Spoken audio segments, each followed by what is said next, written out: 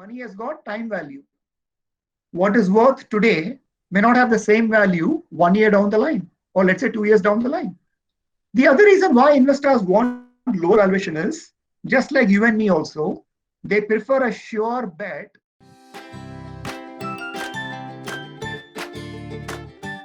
Thank you, dear participants. So now it's time that we shall begin with our session. Shekhar sir, shall we start our session? Absolutely, Shivani. So before we start our session, let me give a brief introduction about our today's speaker.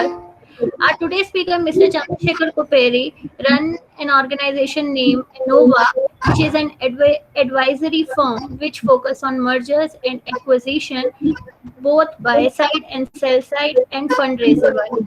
He has experience in the FMCG, merger acquisition space, and is being part of over 11 acquisition and 6 divestment across sectors include FMCG, hospitality, and manufacturing. He's been doing refinancing transaction in North America, Europe, and India.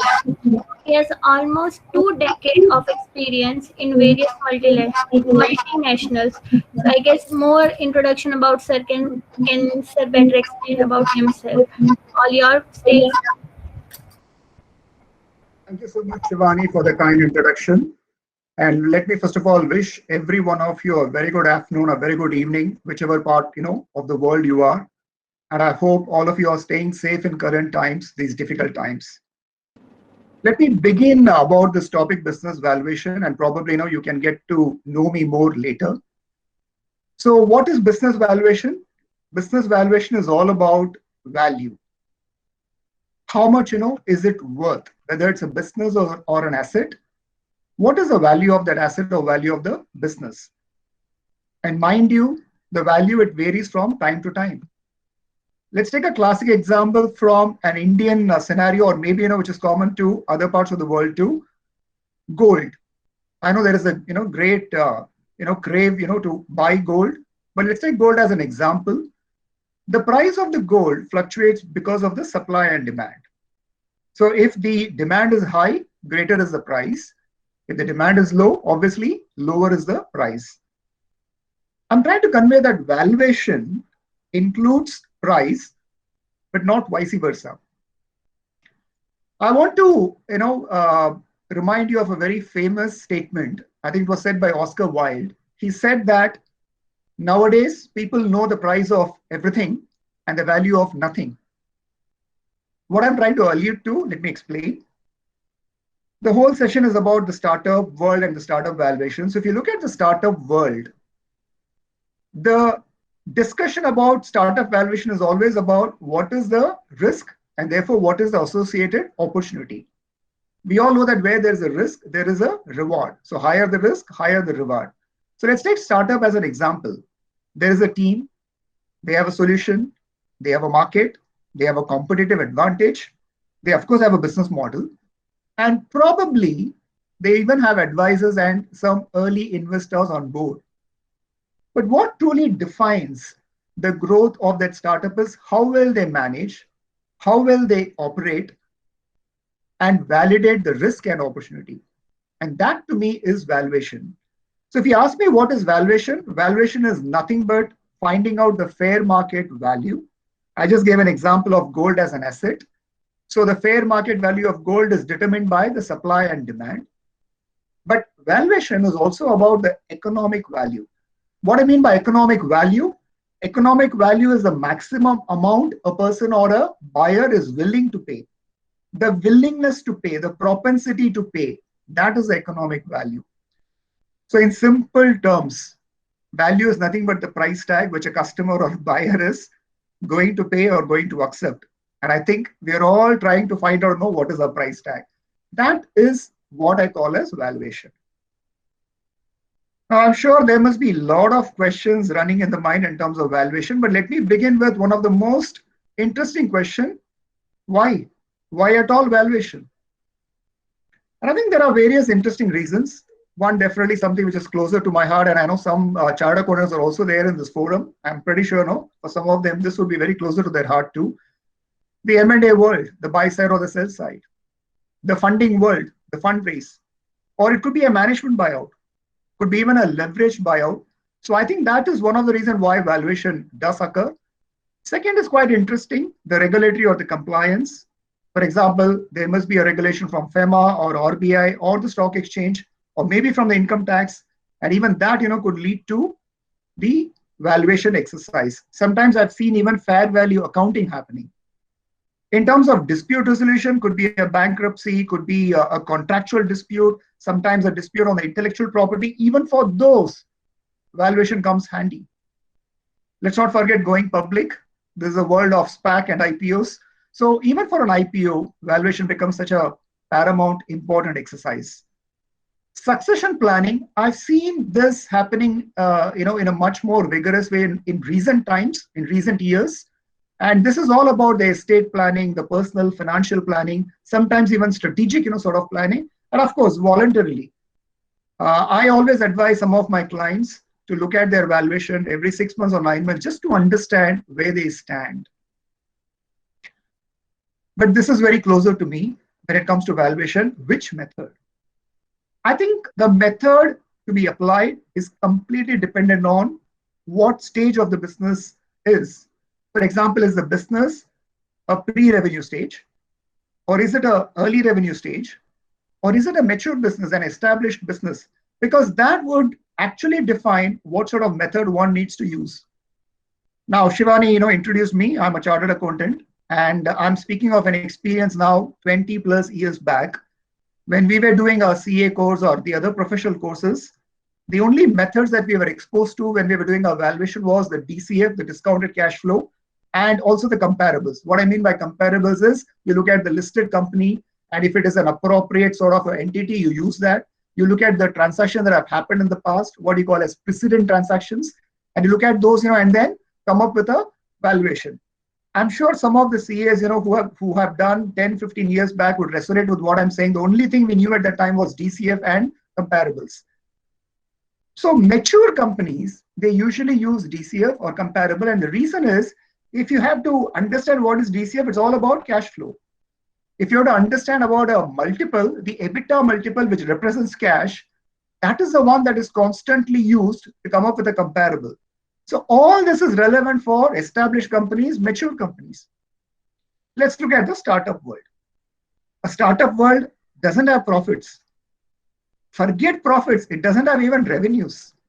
So some of the startups, they may have interesting metrics in terms of number of users they would have acquired, number of customers they would have acquired, but probably it's a freemium model. That is the reason why, from a valuation world, if you look at the methodology, based on what stage the business is it in a very, very early stage, or is it a very, very mature stage? The valuation methods come into play, and that's why we call them as traditional and non-traditional methods. As I said, as a CA, I've used more to the traditional method, but in my business, which I run, we are now exposed more to the non-traditional method to carry out valuation because we are dealing with a lot of startups and MSMEs, which are at an early stage. So these are some of the interesting methods that you have. I'm not going to deliberate on all of them, but I just want to mention to you that of this, the ones that I've highlighted, they're kind of popular. I've already told you about the discounted cash flow, the precedent transaction, the comparable companies of the listed entities. They're all popular, but on this side, the non-traditional, the venture capital method, the scorecard method, and to some extent, the Berkus method is also becoming more prominent. The reason for Berkus method becoming prominent is you can tweak it.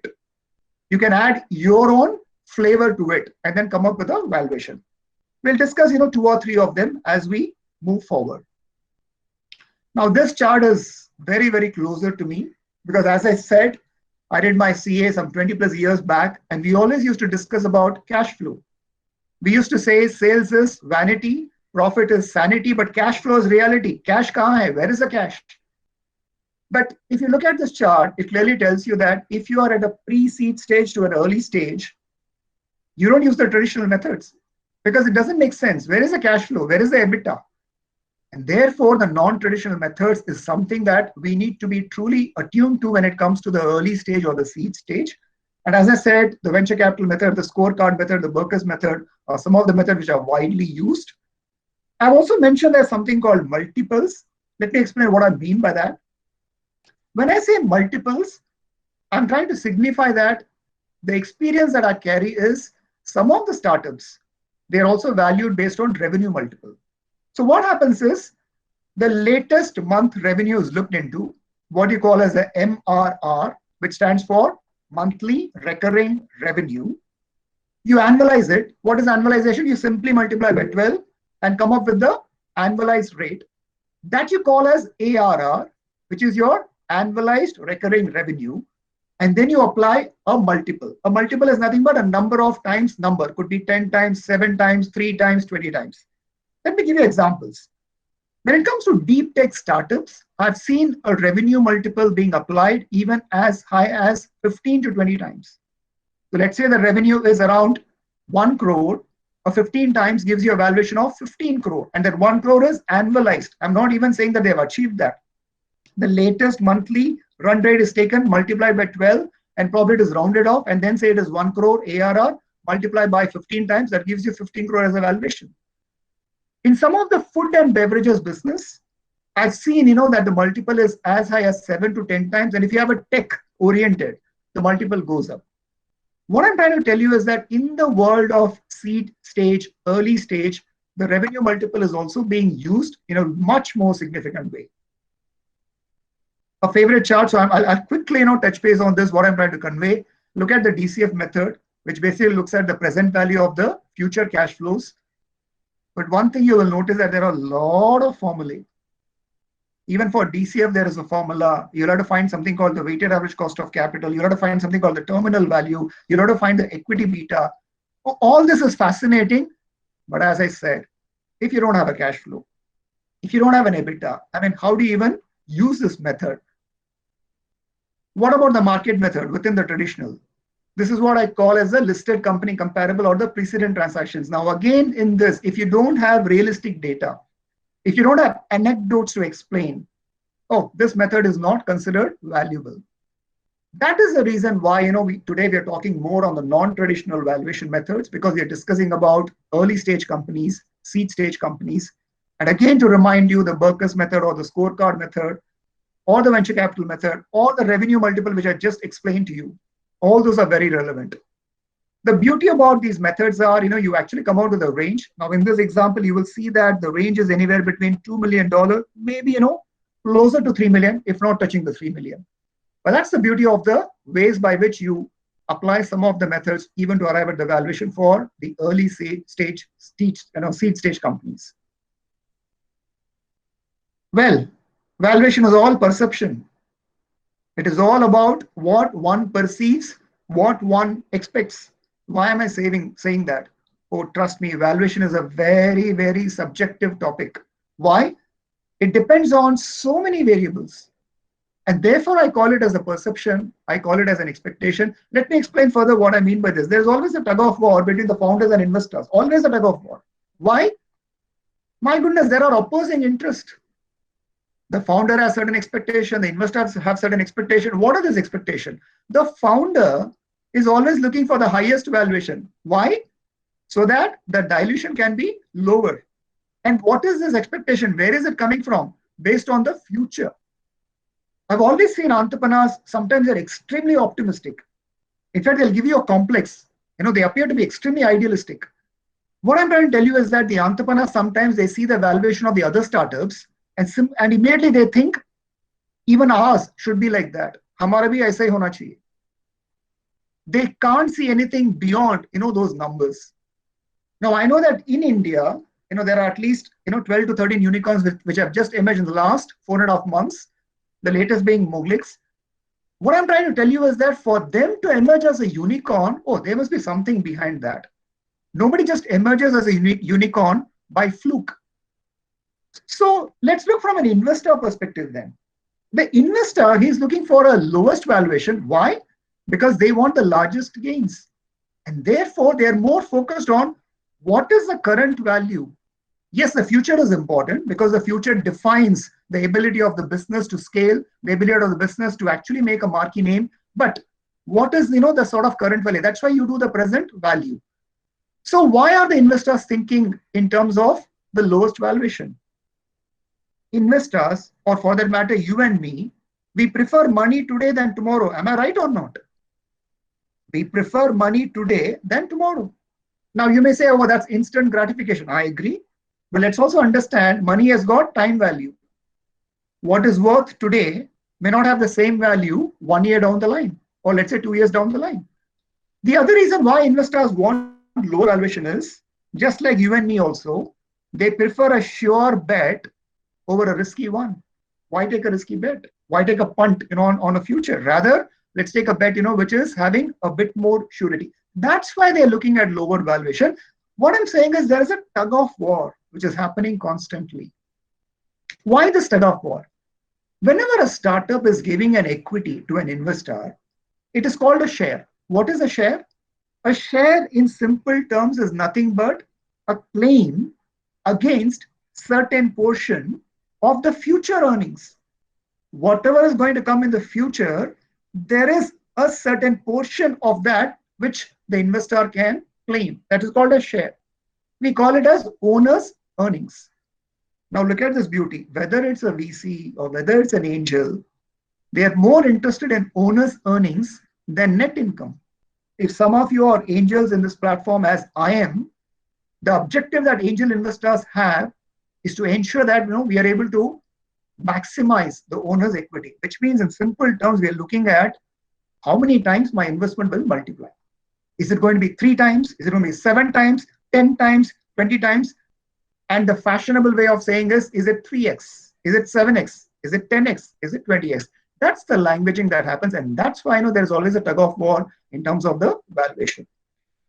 Therefore, my firm belief is that one of the ways by which you can ensure that you can come to a reasonable valuation is to have a range.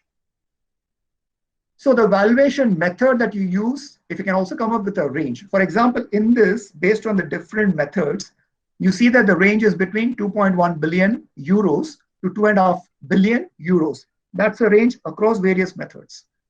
I'll give you the example of the non-traditional valuation method. Now in this, the Berker Scorecard Venture Capital, you see that the range is between 2 million, say Laker, probably inching towards $3 million. What I'm saying is, uncertainty is part and parcel of valuation process. Nothing is clear, when it comes to valuation. Uncertainty is part and parcel, especially from a startup world. But that uncertainty can be eliminated to some extent by better valuation methods and ensuring, that there is a valuation range. That is what is very, very important to understand. Again, a very, very interesting statement. They say value lies in the eyes of the beholder. Just look at this image. The man who is on a piece of the land, he looks at boat and exclaims, "Wow, boat!" Similarly, the man on the piece on the boat, when he sees a piece of land, he's so excited. He says land, which means we always look from our own perspective. We don't know what the business has gone through. We're always looking through our own perspective. So remember this. One size does not fit all, which means everything is perceived to be right in terms of the person who is looking at an opportunity. That's why I said it's an economic value. What is the maximum value? What is the willingness to pay? That exactly is valuation. And not everybody is ready for that. That's why one size does not fit all. $1 million question. Is business valuation an art or science? I'm not going to answer. I'm going to borrow the genius answer. Warren Buffett was considered one of the richest person living on this planet Earth. And he said, valuing a business is part art and part science. Now, why is it a part art and part science? We just discussed about the stages. When you say a seed stage and then, the growth stage, look at the information availability. Oh, in a seed stage startup, in an early stage startup, the information availability is so scarce. It's not available. It's very, very limited. But as you progress, obviously the information is significant. For example, as a background, I've done almost 11 M&As. I've raised funds, but I've raised it for, companies, which were, mid-size, to, larger size. And we had a host of information with us. We used to create significant data rooms. We used to have so much of details across, various aspects of the business. But if you're a startup, the availability of information is not going to be significant. And that's why there is this part art and part science, what I call as balancing the art and science when it comes to the world of valuation.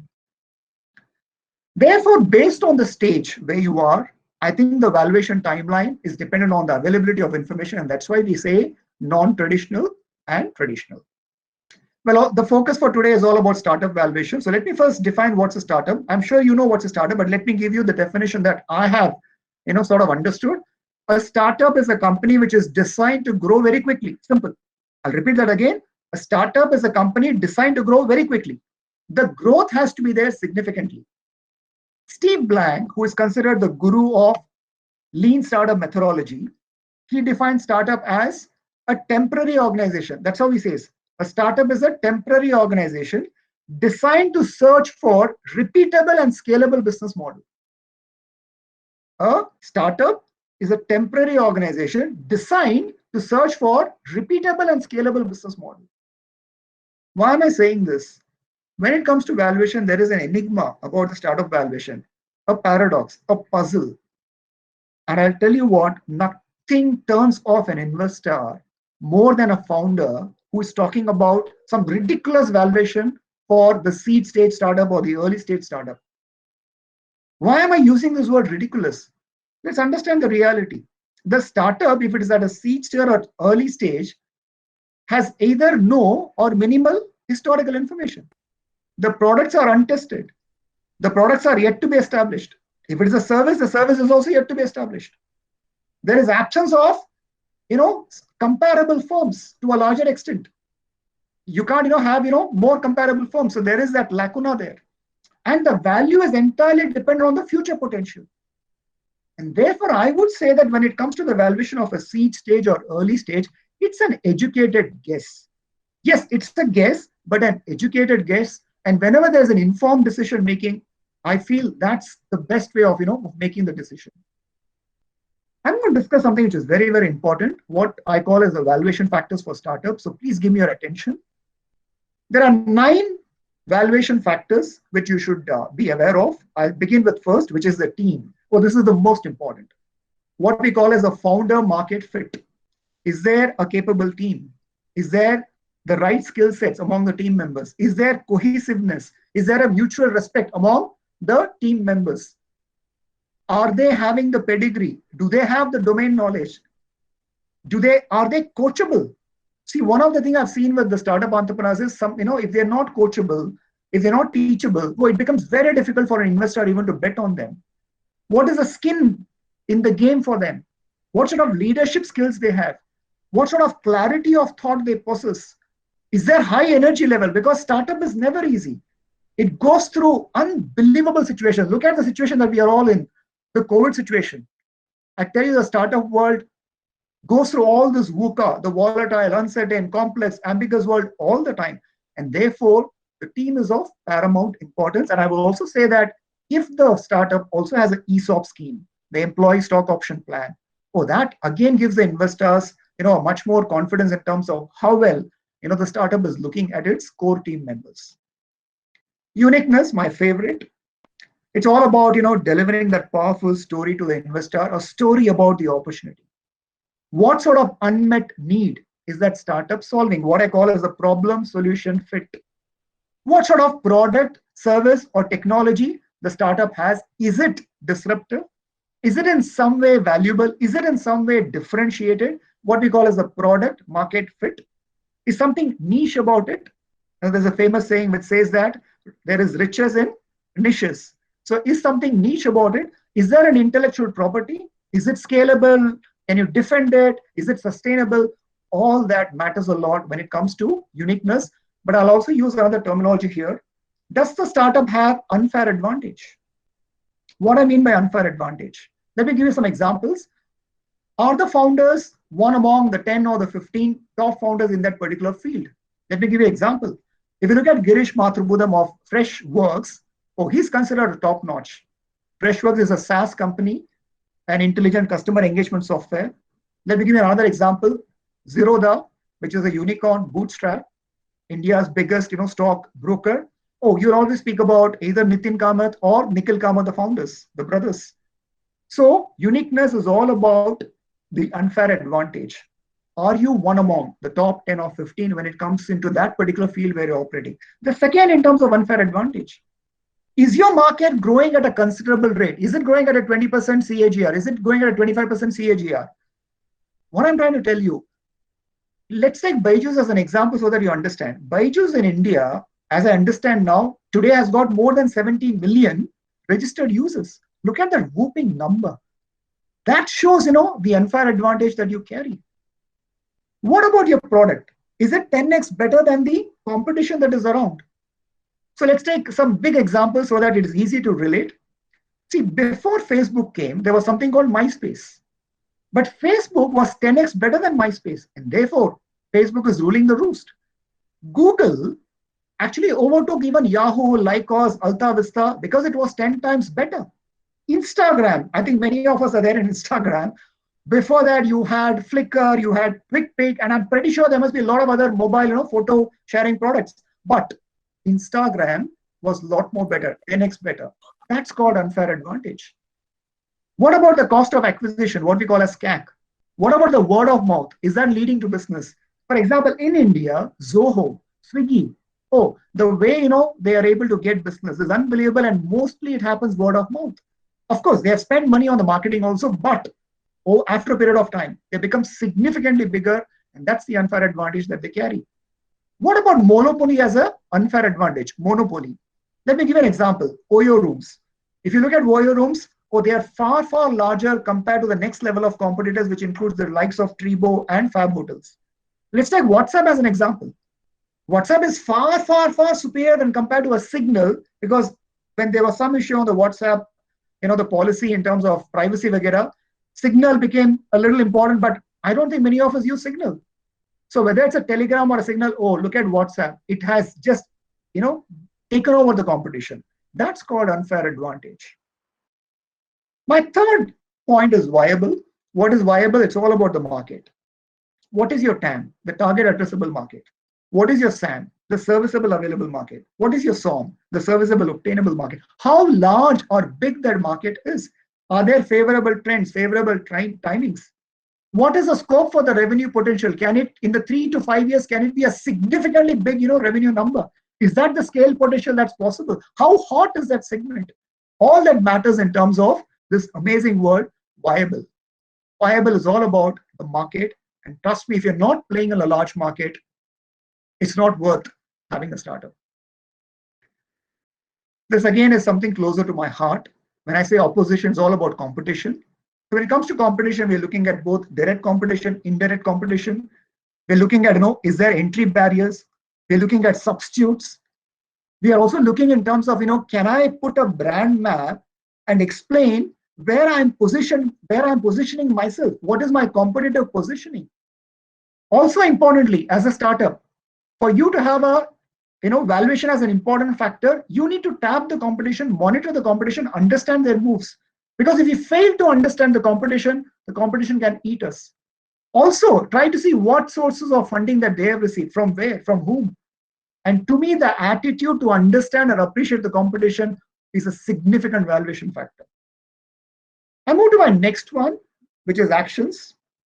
Yes, when I spoke about uniqueness, I said powerful story. But I think we all know actions speak louder than words. Showing is better than saying. So showcase the progress. It's very, very important that as a team, a startup team, you have to showcase the progress. You have to need to start selling. There is a need to close customers. So some of the ways by which you can show the action is how many customers you have obtained. What is there in the pipeline? Show a credible growth plan. Don't simply show a hockey stick. It has to have credibility. Can you ensure that you have a capital efficient growth model, which means you're looking at your cash burn? The cash burn is optimal. More importantly, please understand, ideas are commodities, but execution is not. In fact, I always tell the startups that it is not in the power of ideas that success lies. It is always in the power of execution. So how well you execute your actions, they matter a lot.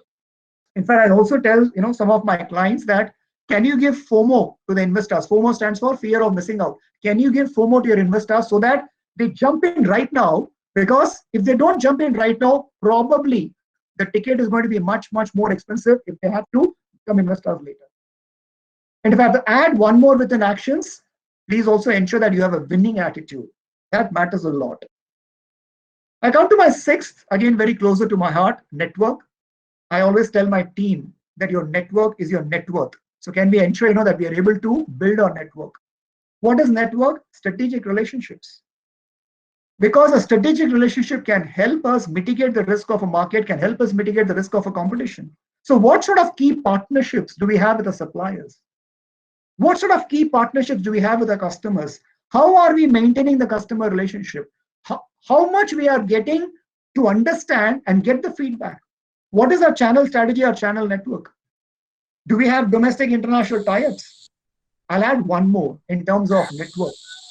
What about the mentors? What about the advisors? What about the experts that you are dealing with? And if you're a startup, I will always advise that have a good set of advisors, have a good set of mentors. It always helps. I moved to my seventh because I'm a Pakka finance guy. For me, metrics, what you measure, is very, very closer to my heart. But if you have noticed, I've used the word actionable metrics because one of the misfortune is many startups, they use something called vanity metrics. What is vanity? It's all about pride. It just makes you feel good, but does not help you with decisions. Example, the website visitors, the Facebook likes, the Twitter followers. Arey baba, isme kuch nahi hota. What you need is actionable metrics, which means, are they specific? Are they repeatable actions with observed results? Example, what is the conversion rate? What is the retention rate? What is the cost of acquiring the customer? What is the customer lifetime value? What about the conversion rate, when you use a funnel system? What is the average revenue per user or average revenue per acquisition? All that matters. What I'm speaking is about unit economics, which is always discussed big time with the startup world. That is a great valuation factor, the actionable metrics. I move to my eighth, investor analysis. Now, this is very important, guys. You need to understand who is the right type of investor for you, which means you have to do the homework.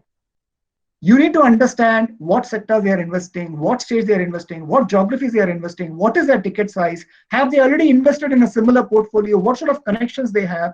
Do you understand the portfolio that is there in their website? Do you also know some of the valuation indication that is there, which must have come as a newspaper article or maybe, some sort of a blog? More importantly, how to reach out to them. Are you approaching the eager investors or are you a desperate founder? So you do this technique of spray and then pray. Sabko bhejo, just send to everybody and then pray that something will happen. Oh, that's not great. So investor analysis to me is a very important valuation factor. And when you're able to even explain to the investor why you chose them, wow, it does magic. And finally, liquidation. What I mean by liquidation is the exit. All of us need to have an exit strategy if you're running a startup because investors expect us to convey that. The exit could be an IPO. The exit could be a trade sale, what we call a sale to third party. It could be a buyback. You buy the shares yourself. Or maybe it could be a drag along or a tag along rights, which is there and then next level of funding. That's what happens. When there's a series of funding, obviously these rights provide the exit. Now, to ensure that we are able to remember this, because this is very closer to my heart, the valuation factors, I've created a mnemonic. I created a mnemonic by taking the first letters of each of these 9 aspects that I've discussed with you. So if you actually rearrange the letters, you get valuation. And guys, please remember these valuation factors for startup.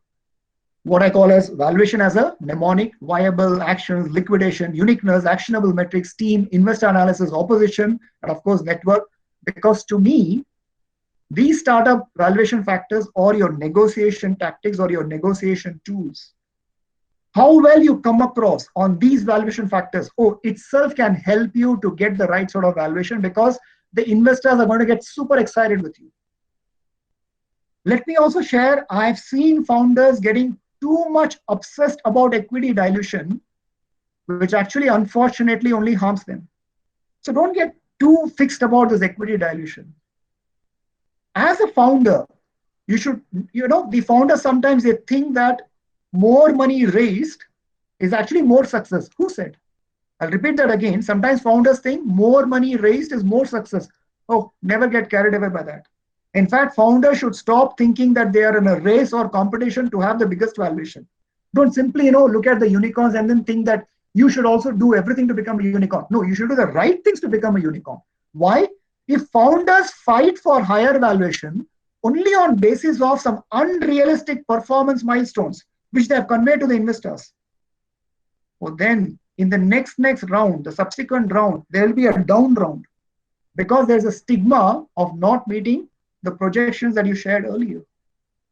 Therefore, I'm very sorry to say that valuation discussion make the founders sometimes even forget to look at the real need of the capital and map the best investors, because they're always focused in terms of how high my valuation should be, how low my valuation should be. What I'm saying is, use these factors to even convince the investor why they should look at your business much more worthy. I'll quickly touch base on this pre-money and post-money because it's very, very relevant to the methods that we're going to discuss now. So how does the round work? It's very simple. You have something called the pre-money valuation. That is, you are conveying this is my valuation. Then you say this is the money I want. When you add that money to the pre-money, you get the post-money. Let's take quickly an example. So if you have a piece of paper pen or if you have your mobile, you can answer there, or if you're happy to chat, please chat also. Let's say the pre-money is 4.5 crore. The investment that is required is 1.5 crore. What's the post-money? You can chat, you can write. The answer is as simple as 4.5 crore plus 1.5 crore. That gives you 6 crore. Now, what about dilution? So how much equity are you giving to the investor? Always remember, for dilution, the formula is whatever is the investment, you divide by the post-money valuation. So in this case, the investment is 1.5 crore. The post-money valuation is 6 crore. And therefore, it is 25%. So what is pre-money, post-money? Pre is before the investment, post is after the investment. So I'm going to conclude with the valuation methods. And let's look at the methods that we have. You have the Berker's method, which looks at some of the 5 key success factors. You have something called the risk factor summation, which looks at 12 standard risk factors. There's a scorecard method. And if you remember, I said scorecard is also used to a certain extent. And what does scorecard do? It is looking for a similar company to arrive at the valuation, which means if a similar company has got a certain valuation, how do I use that as a benchmark and then arrive at the valuation of my own startup? Then there is this comparable, which means you're looking at comparable transactions that have happened. Then you take an average of that and then come up with the value of your own startup. Book value, which is as simple as the tangible assets. Liquidation value, which means it's going into dissolution or scrap. The DCF, we have discussed enough of it in terms of how technical it is, because it's all about cash flow. First Chicago, that's a very interesting method. There are 3 valuation scenarios, but not used largely. Venture capital, of course, this is used largely because the investor is always looking for something called ROI, the return on investment. I'm going to touch base only on 3. Maybe, you can always come back to me, and if you want to understand the other methods, you're more than happy to come back to me. But I'm going to discuss quickly 3 methods. The first is the Berker's method. So Dave Berkers came up with this method. He is considered a prolific angel investor. And he was looking at 5 elements of startup, both from a qualitative angle and also from a quantitative angle. So what are these 5 elements? He was looking at the sound idea. What is the value proposition you have? What is it that is unique about your business? The second is about the prototype, what we call in our language as MVP, a minimum viable product, so that you can at least say that, yes, there are some early adopters as customers, because the customer adoption gives more confidence. Probably that also mitigates the technological risk. What about the team? We discussed in the valuation factors team, how quality they are, because that mitigates the execution risk. Strategic relationship. We discussed this when we said about network within the valuation factors. Oh, it is very important because it reduces your market risk as well as the competition risk. And of course, what's your rollout strategy on the product? What is your sales? Now, what Berkers did is, he looked at these 5 key factors and he said that each of these 5 factors will have $500,000 as a value. So which means if you add all those $500,000 for each of the 5, you get to $2.5 million. But then he also put a condition saying that if the business is pre-revenue, the valuation is capped at $2 million. because the last one, if you recollect, was all about sales. So if the sales is not there, it's pre-revenue, it's at 2 million. If it is post-revenue, it is capped at 2.5 million. And one of the other conditions that Berkes had when he was doing this methodology, because he came up with this concept, is that that startup is expected to reach at least $20 million top line by year 5. That's the sort of revenue by year 5 he was expecting. Why am I discussing Berkes method? Oh, I've seen a lot of iterations, a lot of tweaks that is being adopted by Indian startups, probably startups across the world. So instead of the 2 million, people even have 1.5 million. It's all, their own judgment, because as I said, startup is all about part art, part science. It's highly subjective, but so long there is informed decision making, you're able to, come with a calculated way by which, you're able to come up with the valuation. It's fascinating. Let's take an example so that we understand the Berkes method better. So that's at 500,000 across, which means that's a maximum, which means you can even put 0 to it when you do the actual workings. So let's take the actual workings. So cannot exceed 500,000, that is $500,000, 500K. So let's say in this example, the assigned value, they all add up to 1.15 million. That is called as a pre-money valuation. So let's take an example. If 1.15 million is a pre-money valuation, and let's say you're raising $250,000, then the dilution would be 250,000 divided by pre-money valuation plus the investment. That is 1150 plus the 250. It gives you 1,400, that is 1.4 million. And therefore, the dilution is circa 18%. I've rounded off to 18%. Let's take another example so that you're getting a little more familiar with the Berkes method. This is another example. All calculations done. The value comes to 1.4 million. That's your pre-money valuation. Let's take an example. If you're raising $350,000, the pre-money valuation is 1.4 million, and therefore the dilution is, you take 350, you divide by the pre-money valuation plus the money that is being raised. It comes to 1750, and therefore 350,000 on 1750, that is 1.75 million, gives you 20%. That's your Berkes method. I move to my next method, which is scorecard.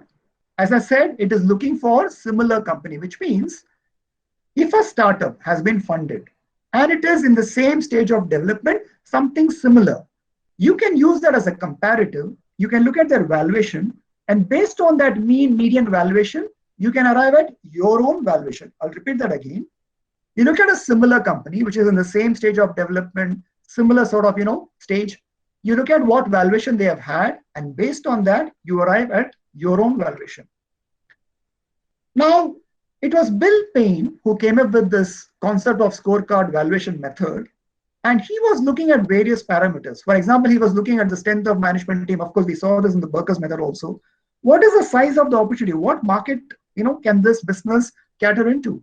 What is the product technology? Again, we saw in Berkes. What is the competitive environment? Because I said the opposition, the competition is of paramount importance. And of course, you can have other, parameters. This method is extremely flexible. Nothing is sacrosanct. Nothing is cast on stone about the percentages. You can simply play with the percentage. The only condition is that when you add all the percentage, it should add up to 100. That's the only, request. Which means, let's take an example. So here is a business. Look at the criteria. The criteria is first about the team. What's the size of the opportunity? What is the product technology? What is the competition? What is the sales and marketing skill? Is there a need for more financing? Which means you have raised a series of funding. Let's say you have done a pre-series A. What about the series A? What about the series B? And maybe the other factors. And then you put a weightage. As I said, it should all add up to 100%. That's the most important aspect. Now you do something called comparison. But remember, in this scorecard valuation method, Bill Payne came with a concept saying that you can even have unfair advantage. What is unfair advantage? You consider yourself to be better than the industry average. Which means when you're putting a weight towards that particular criteria in terms of a comparative, you can even have a much higher weight. Example, you can even put more than 100%. For the team, you believe your team is A team, the best in the world, and therefore you say it's 120%. The market size, you say, we can reach that market, so you say it's 100%. What I'm saying is that you can use the unfair advantage when you use this method. And of course, then you simply do the mathematics, you multiply them, you get at a value, and then you use this value to multiply with whatever is the median valuation of a similar company to arrive at the valuation of your startup. So let's take a real example. So let's say the median angel valuation of a startup that has got funded is 2 million. So that's the valuation of a startup that got funded. So you're using that as a benchmark. Now you're putting your own criteria or factors, and then, for example, in this case, instead of other, you say exit possibility. As I said, the condition, all the weight should add up to 100. It's adding to 100. Now you put your criteria, the unfair advantage. You put all that. So in the case of team, you believe your team is super efficient, and therefore it is more than 100%. So is the game with the market. You do the simple mathematics. You get a multiple. Because it's 2 million, you multiply with that 2 million, the 112.5%, and your valuation is $2.25 million, which is your pre-money valuation. This is your scorecard method. And again, as I said, a method which is used by many of the startups. Again, there are a lot of variants I've seen here because this method is extremely flexible. You can have your own factors, your own criteria, and widely again used, by startups who believe, that they can add as many criteria and then convince the investor why, the valuation is so much. This is another example. Now, in this example, you will see in the scorecard method, the scores actually come below 100%. It's only 87% in terms of all the multiplications, which means if 1.5 million was the sort of, the comparable that you saw of a startup that got funded. Now, in this case, it is lower than even that valuation. This is what I like about when you go through a valuation process. Can you be true to what you believe you are? Can there be, that sort of an integrity? That's why I worry, when founders always think, that they have got this much, they can also be unicorn. Of course, have a dream, guys. Have the magic of thinking big. Nothing wrong. But then you've got to be realistic, because you can't simply look at a startup, which has been extremely successful and then say that I'm going to be that. You can benchmark and then put all your actions to ensure that you move towards that, but you've got to be realistic. I move to the last method, which is the venture capital method. As I said, the return on investment is a favorite of investors, probably for me also as an angel investor. But what I'm saying is the ROI is definitely important. So let's look at the quick method of a VC. So what's a quick method? You approach a VC. The VC is asking you, how much money do you need in the next 18 months? Your answer is, I need $3 million. Fine. The VC will simply tell you, can you give me 20% equity in your business? If you're willing to give 20% equity in your business, you got the valuation. So what's your valuation? 3 million is what you want. 20% is what the VC is asking. Simply divide the 3 million by 20%, you get 15 million, which is called your post-money valuation. Which means what's your pre-money valuation? 15 million minus the 3 million. 12 million is your pre-money valuation. A very, very simple method. In this method, what is important is, do I understand what is the equity that the VC wants? Now, I have a variant of this because as an angel investor, I know we also have this method called the 5x raise method. 5x. So whatever the founder wants, the entrepreneur wants, let's say it is 1 crore, we say 5 into that 1 crore is the valuation. So 5 crore is the valuation. So what is the dilution? 1 divided by 5, the dilution is 20%. So we also have a method called the 5x raise method. Okay, something which we have taken from this quick VC method. But what I'm saying is, this is one of the simplest way by which VC do it. But is it always this simple? As I said, the VC are always looking at the return on investment. So one of the most prevalent method is this method, which I'm going to discuss with you. And this method is basically looking at the future state of the startup and then working backwards. I'll repeat that again. It's looking at the future state of the startup and then working backwards. Which means, first, whatever is the investment required, you'll understand. There will be a forecast of the financials. But more importantly, you will first arrive at something called the terminal value. What is the valuation at exit? Now, how do you arrive at it? A terminal value, that is value at exit. Let's say exit is 7 years. What is the value at the end of 7 years? How do you arrive at value? It's nothing but revenue into your earnings, which is your net profit. So whatever that percentage, into the price earning ratio, because that's the sort of multiple that is there in the industry. For example, if it is an automobile industry, maybe the PE ratio could be around 12 times. Maybe if it's a fashion tech, maybe the PE multiple could be around 15 times. Maybe if it's a banking, it could be around 22 times. What I'm saying is the industry tells you what is the price earnings ratio. Take the revenue, multiply by the earnings percentage, and then take the PE ratio that gives you terminal value.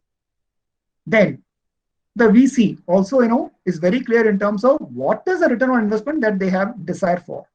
What is this return? The number of times they want to multiply the money. Is it 10 times they want to multiply? Is it 15 times they want to multiply? Is it 20 times they want to multiply? That's called the ROI.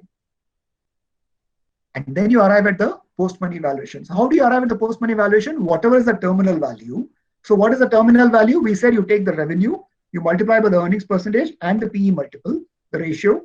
You arrive at the terminal value and simply divide by what is the expectation of the VC. Is it 10 times, 12 times, 7 times, 15 times, 20 times? You get the post-money valuation. Let's take an example so that it's much more easier. So let's say the terminal value of the company at the exit is 150 million. And the VC's expectation on ROI is 20x. Can you calculate the post-money? So quickly do that before I show you the answer. I've also put the formula out there. So the terminal value is 150 million. The ROI is 20x. The answer is as simple as 7.5 million as the post-money valuation. What is post-money valuation? The terminal value divided by the ROI, that is the multiple I'm expecting as a return. So let's say the size of the investment. The startup is looking for $3 million. What's the pre-money? Pre-money is nothing but post-money minus the investment, which means 7.5 million. If that's the post-money, your pre-money is 4.5 million. And therefore, what's the dilution? Always remember, dilution is the investment divided by the post-money, which means it's 3 million, the investment divided by 7.5 million, which is your post-money. That gives you 40%. I'll quickly run through one more example. Let's say the investment you're looking for is $500,000. And let's say the exit year is the 5th year. And revenue at the end of that 5th year is going to be 20 million. And the expectation on the earnings is 10% at the end of that 5th year, which means it's $2 million.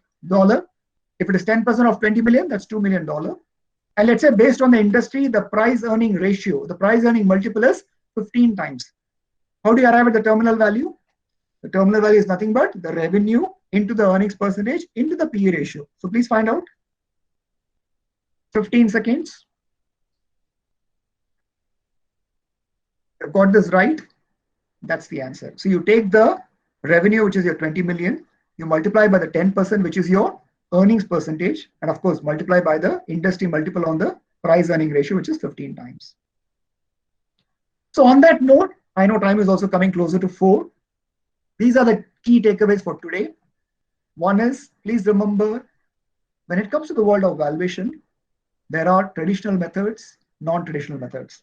I must admit, as a CA, when I was exposed to my own studies, and I'm speaking about 20 years back, we never had an understanding of the non-traditional methods. But because I'm working with a lot of startups and MSMEs, oh, trust me, the non-traditional methods is what we are getting into. And one of the methods that we predominantly use, which I said before, is the revenue multiple or the metric multiple. Of course, I said always look at the valuation range, which means $2 million to $3 million. Or is it, 20 million euros to 22 million euros? Always look at the valuation range. So you have the methods and then arrive at a valuation range. The startup valuation factors, never ever forget this, because this becomes your negotiation tactic, your negotiation tool. And for ease of remembering, I've created a mnemonic for that. Remember this, and as I remind you, this can become your negotiation tactics. But you have to be true, if not all, at least, to the critical ones, you have to be true. For me, everything is critical. Everything is critical. And therefore, I think, we need to be absolutely, true, give the best justice to all these valuation factors.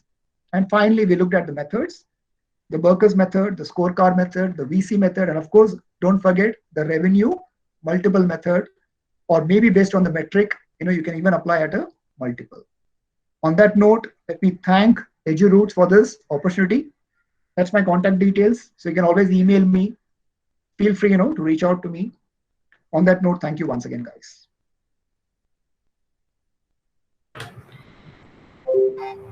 Thank you, sir, for the informative webinar. So we are open for the questions. Sure. Your participants, you can ask your questions. Sir, I have one question. Please. How long does a business valuation usually take? So from my experience, whenever we do a valuation, we tell our clients that we need to understand the business better. We need to ensure, that we are able to come up with the right messages when we are arriving at our valuation deck. And therefore, we never, simply use the simplest method. We want to use at least 2, 3 methods to arrive at the valuation. So that usual time frame that we tell our clients is anywhere between 15 to 20 days, because that gives us the opportunity to have more conversations with the clients and come up with a valuation where we are comfortable. As these days there is also a requirement, for a merchant banker to certify, or maybe a registered valuer. We are not merchant bankers or registered valuers, but we have that huge responsibility if we need to get it certified. So we take the responsibility, or even explain to them how we have arrived at, so that they get the confidence. Okay, sir. So one more question. What type of value are used in business valuation? So as I said, we use the scorecard method in a big way.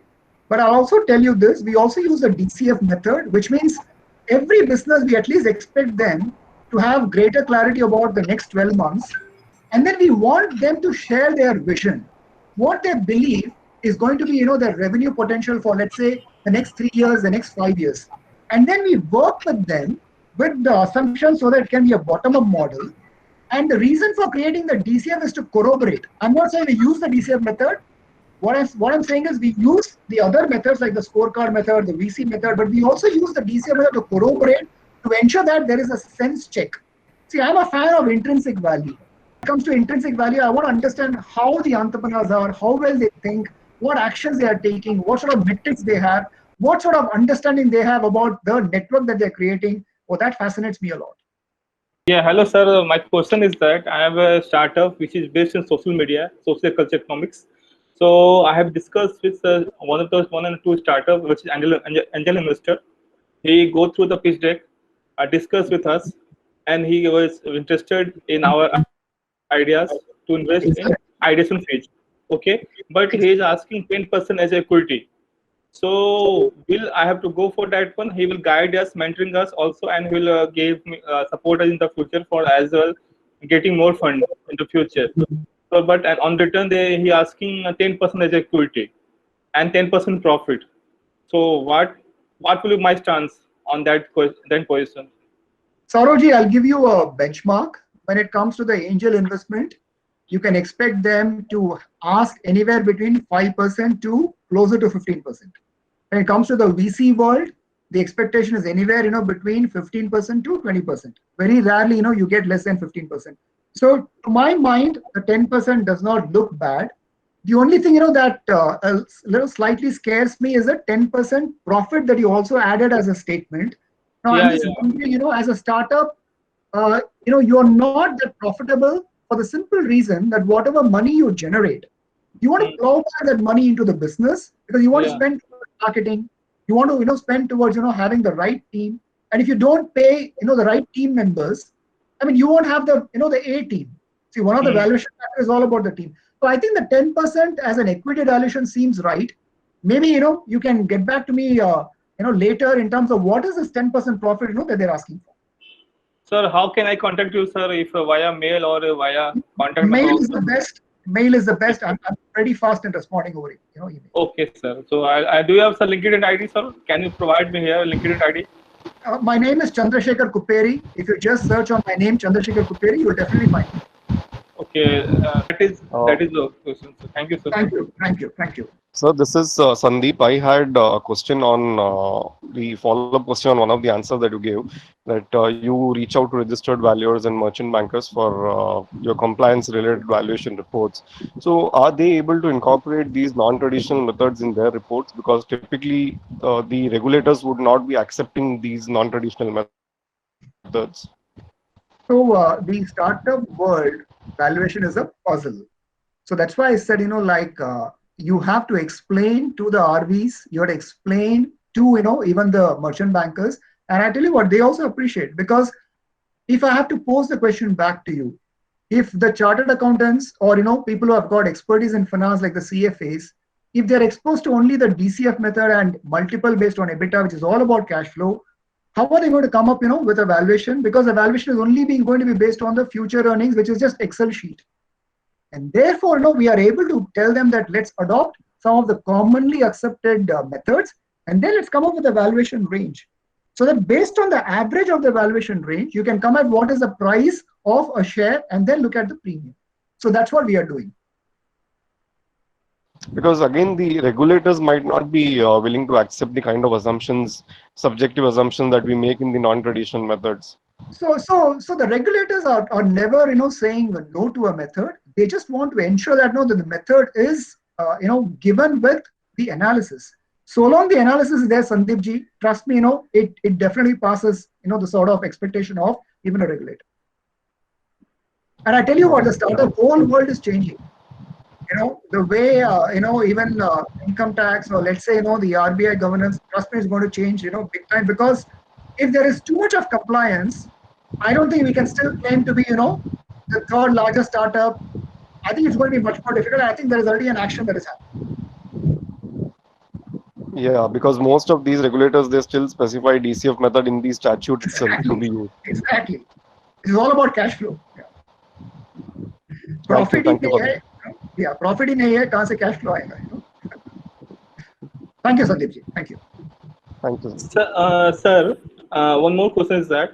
Yes, sir. India is this ideal country for the startups. अगर हम India है तो अगर हम चाह रहे कि India में रजिस्टर कर ले कंपनी को, अगर मुझे लग रहा है कि Singapore is the best option, वहाँ पे कॉम्प्लेक्सेस कम है, वहाँ टैक्स रेट अच्छे हैं, स्टार्टअप को अच्छे माहौल मिलते हैं, तो क्या वहाँ जाना चाहिए या सिंगापुर यहाँ पे इंडिया से रजिस्टर करने से बेनिफिट होता है लॉन्ग टर्म में अगर बोला जाए तो, अगर यहाँ पे पॉलिसी चेंज होती है तो उस हिसाब से? Saroji, my answer is simple. Because I'm an angel investor and I also, have invested in, at least 3 venture capital funds, which means I'm also an LP. I'll tell you the answer is very simple. The answer is, if you are in India and you want to invest in a Singapore register or US registered, if you're an individual, you go through something called the LERMS route or the LRS route. And there is a restriction. It's only $250,000 a year.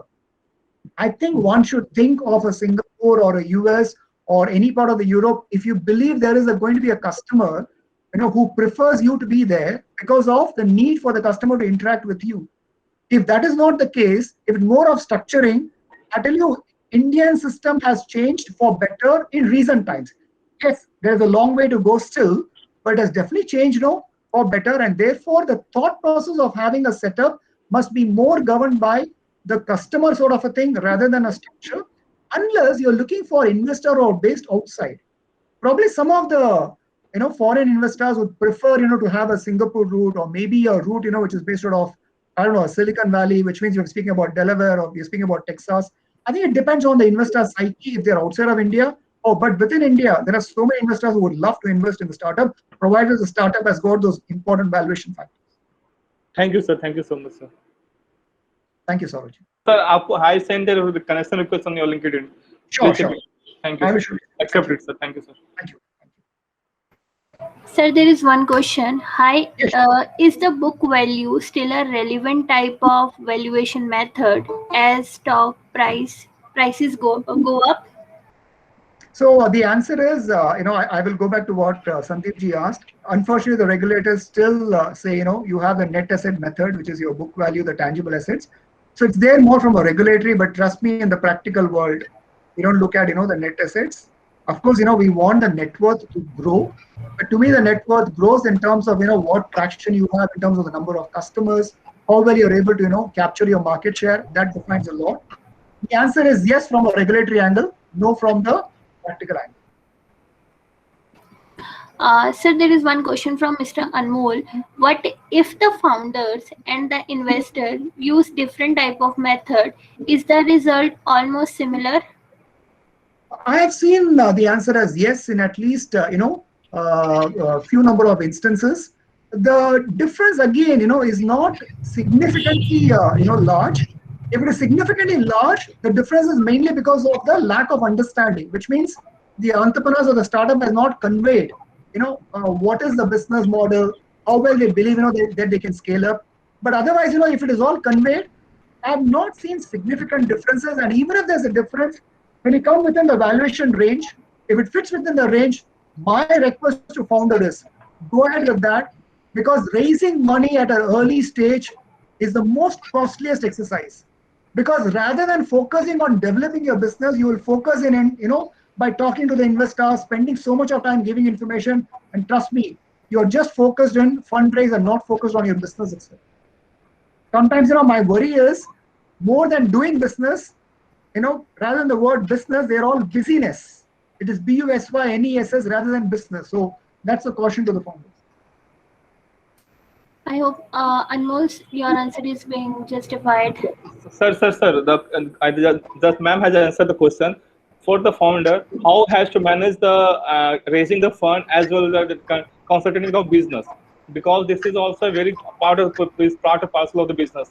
And suppose we have 8 months of the fund is there, and after 4 months we realize that we get invested more than whatever the things we have as per the norms. Okay, now we are worried about the fund and what we have to do next 4 months. Okay, so that is the challenges we have to face. So what has to be what has to be do as a team, as a founder, or as a what? So what is the way? I lost you the last 10 seconds. So if you don't mind, can you just repeat your question again? I'm Sir, sorry. suppose we have an 8 months fund, okay, and we are working as a team. If you understand, you're saying you have 8 months fund. But what about the target is that we have to achieve this target on 8 months. But my fund has got exhausted in the middle of 4 months. Okay, and now we have left no options. What is to do? And when have to raise the fund again? Okay, that is the question. Yeah, Saurav, my answer is, once you have raised that first fund, the thought process has to be raising the fund, which means you're constantly looking at when do I raise the next series, which means the preparation has to be there immediately after you've raised the fund. One of the example I always give, to the startup founders when they raise money is of Usain Bolt. If you ask Usain Bolt, when does his preparation start for the Olympics? You'll be surprised what Usain Bolt says. Usain Bolt, the famous runner. Yeah, famous world fastest person in the world. So he says 4 years back itself, even if he has won the gold medal. Yeah. That's exactly I tell the founders that don't get carried away, because you have raised the money. Trust me, if you're doing well, it's a fantastic way, to ensure that your money, is getting much more utilized faster. If you're not doing well also, take the COVID situation. Even that can have a dent on the cash flow. So my humble request is, if you're looking for a series of money because your business is generating that much cash flow, either have, certain advisors, if you think that you need to focus on the business, but ensure that you have given, somebody the task of raising the money, because if there is no series of money coming in, the business can't thrive. If you look at all the unicorns, that are there, they've always been able to raise money after money. Yes, sir. Because of suppose certain time period, we are planning some thing, but what exhausting the marketing as per the scenario, the thing going to change. Now COVID situation is there. Anything going to happen anytime. So we have to exhaust the money, exhaust the money as per now more than that whatever the thing was we have thought previously. So we have to change plan. And that's I used to tell the startups that have money for the rainy day, just as the ants do. Yes, sir. And it's very, very important, Saurav, गलत खराब समय के लिए भी पैसे होने चाहिए पास में। जरूर सही बात है। और उसमें क्या है कि हमारे एक एडवाइजर हमारे पास हो तो वो हमें अच्छे गाइड कर सकते हैं कि आपका पैसा ऐसा है, हम लोग यूटिलाइज करें तो हमें मालूम चला कि 4 महीने के हिसाब से हमने इतना यूटिलाइज किया, ठीक है। लेकिन अगले my suggestion to you, Saurav, is we advise the startups that you need to understand your cash outlay. Yes, sir. When I run out of money, and therefore, I said metrics, understanding the numbers, understanding how you measure it will actually tell you, when the money is going to, be actually, you're going to outrun, much more faster in terms of timeline. You will know when you're measuring your business well. So one of the things that the startup needs to do, that's why I said, within the valuation, the actionable metrics. Are you able to measure your business well? Because that is going to give you a lot of insights about your own business. Sir हमने एक professional का help लिया था sir, वो expert हैं इसमें पीछे take में और क्या कहते हैं फाइनेंशियल सीट में, तो उन्होंने हमारे बिजनेस मॉडल स्टार्टअप के लिए बनाया था। तो मैं क्या आपको मेल कर सकता हूँ, एक बार देख लीजिएगा, क्योंकि मुझे उसमें से कुछ पॉइंट उन्होंने मिस किया है, ठीक है। और पीछे टेक मैंने भी अपने साइट से तैयार किया है, वो भी मैं आपको मेल करना चाहता हूँ, ठीक है। आप अगर मेल आईडी इसमें लिख दें तो एक बार व्हाट्सएप यहाँ पे चैट बॉक्स पे sir. Sure. Thank you sir. Thank you. तो मैं आपको मेल करूँ। Thank you so much, sir. Thank you for it kindly. Thank you so much, guys. Thank you so much. Please, sir, अपना mail ID लिख दीजिए sir एक बार। Yeah. Sir, there is question, how do we plan our valuation operating in the informal sector in maximum transaction are underbilled because of the nature of the sector? See, as I said, you have to explain what metrics are there in terms of, how many users, are there, or how many, let's say customers are there. So it is going to be more in terms of the qualitative approach also to your business rather than the quantitative approach. What is, the ability of to have a quality customer, how to ensure that you're able to penetrate better, how are you visible, what sort of actions you're doing to ensure that there is a reputation that you're creating. So it's all of a qualitative factor. The end of the day, valuation is all about what the person is thinking about your business. And therefore, there's a huge responsibility for a startup to explain as much to tell the investor why they should consider investing in your business. Create that FOMO, fear of missing out. Of course, ensure that there is nothing wrong that you're doing, because when you say informal and certain things that I just want to caution you that if something is not ethical, then probably it's going to be difficult. I guess Sanjay, your answer is being your question. I hope you are being justified with the answer. Yes, sir. That's it, sir. Thank you, Shivani. Thank you so much. Thank you, everybody, for being there. Sincerely appreciate your time. And as I said in the beginning, let's all stay safe. Thank you, sir. Thank you so much, sir. Thank you so much, sir, for your. Thank you so much, sir, for your time, sir. Thank you so much, sir. It's really very quite knowledgeable session, sir. Very, very kind. Thank you so much. Thank you so much. Thank you so much, sir. Bye, everybody. We'll keep in touch, sir. Okay. Definitely. And we have more from you, sir, in future. Okay. Definitely. Thank you very much, sir. Thank you, sir. Thank you, Shivani, once again. Thanks to EduRoots, and thanks once again to all the participants. Thank you so much, guys. Thank you. Thank you, sir. We'll connect Yeah, you again. Shivani, ma'am, please share the video also, YouTube videos. Thank you. Sure. You may subscribe us. You will get the recording. Yeah, subscribe it. Bye, everybody. I'm leaving now. Bye. Thank you. Thank you all.